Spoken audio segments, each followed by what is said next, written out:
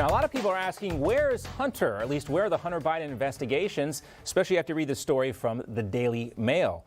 Quoting them here, Joe Biden entertained Hunter's Mexican billionaire business associates in the vice president's office back in 2014 and even flew with his son to Mexico City on Air Force Two so Hunter could attend meetings over a flipping gigantic deal. Their words. The story even comes with pictures. This picture reportedly taken in the vice presidential residence at the Naval Observatory. And you see some of those Mexican businessmen there. Joining us now to talk more about this and much more is the chairman of the American Conservative Union and co-chair of Catholics for Trump, Matt Schlapp. Matt, great to talk to you again. Great to be with you. All right, so we get a couple impeachments of President Trump. We're going to get this 1/6 commission, a lot of other stuff. Are we ever going to get a real congressional investigation into Joe Biden's seemingly blessing Hunter Biden, his business deals, and using taxpayer dollars to fly over the world on Air Force Two to broker these deals? Yeah, well, John, what you have to remember is only Republicans go to jail for their politics, and only Republicans get indicted for their politics. It's a very rare case where the Democrats actually have to abide by the same types of rules that Republicans do. And so what you see with Hillary Clinton spying on President Trump, the Biden administration, the Obama-Biden administration spying on President Trump for the benefit of Hillary Clinton, no one really goes to jail. It's just fine. It's just a campaign. We should just get over it. When it comes to the Trump children, they have been scrutinized in every which way you can ever imagine, including with a special counsel and everything else. Here you have photos of clear wrongdoing. Where are all the trips on Air Force Two that Hunter Biden went? We know he went to Asia. Now we know he went to Mexico. And there's always a client involved. That clearly is a problem when Joe Biden said he never facilitated or had any conversations with his son about his business dealings. That simply is not true when you look at these photos and look at these flight logs. What did the big guy know? What did he really know? You talk about the difference, the disparity between the way these things are handled.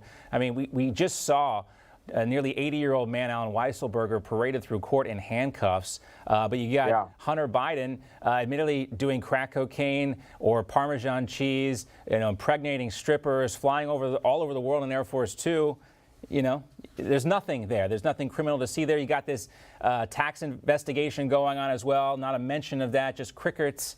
Again, a lot of people are onto this stuff. They see the difference. Well, I asked this question.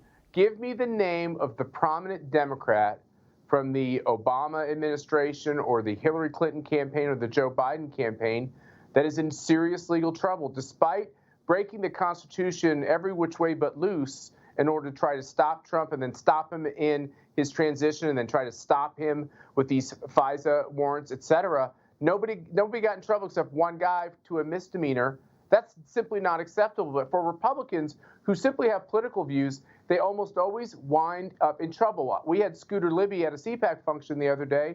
Scooter Libby was guilty of being a Republican.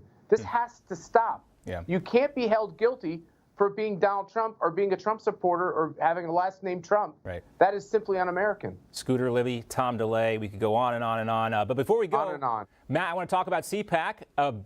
Something big going on in Dallas, Texas next week. Maybe you want to tell us about it? Yeah, so we have this great big national CPAC. We're having it in Texas because, like Florida, it decided to open up early. And it'll be a national CPAC because people like me who live in blue states have had just about enough of all this insanity of socialism. So it's an important moment. You know why? Because I think so many people are seeing the policies come out of Washington, D.C., this explosive crime in almost all of our major cities due to defunding the cops and Black Lives Matter, and all of this talk of inflation and the economy going south. It is a troubling time, and half this country is really, really worried that America is slipping. I'm going to celebrate 4th of July this way, this year in a very unique way. I am so appreciative for this country and for the freedoms it gives us. And let's hold on to them because they are at risk. We will be celebrating those freedoms this weekend for Independence Day, Matt. We'll see you next week there in Dallas at CPAC. Thanks so much. Great to see you. Thank you, John. All right. Hey, I'm Rob Finnerty. Thanks for watching. If you enjoyed this video, please join the conversation in the comments below. Don't forget to subscribe, too. Hit the bell icon to be alerted to breaking news. And remember, there's a whole lot more on Newsmax TV, America's fastest growing cable news network. Newsmax TV, we're real news for real people.